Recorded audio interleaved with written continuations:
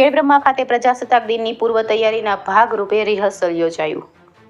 સાબરકાંઠા જિલ્લામાં 26મી જાન્યુઆરી પ્રજાસત્તાક દિનની ઉજવણીની પૂર્વ તૈયારીના ભાગરૂપે જિલ્લા કલેક્ટર નેમિશ દવેની ઉપસ્થિતિમાં રિહર્સલ યોજાયું હતું. 26 જાન્યુઆરીના રોજ પ્રજાસત્તાક દિનની જિલ્લા કક્ષાની ઉજવણી સંત શ્રી નથુરામ બાપા જ્યોતિ વિદ્યાલય ખેડબ્રહ્મા ખાતે કરવામાં આવનાર છે. જિલ્લા વહીવટીતંત્ર દ્વારા જિલ્લા કક્ષાની આ ઉજવણીને ધ્યાનમાં લઈને કાર્યક્રમના સ્થળે તડામાર તૈયારીઓ કરવામાં આવી છે.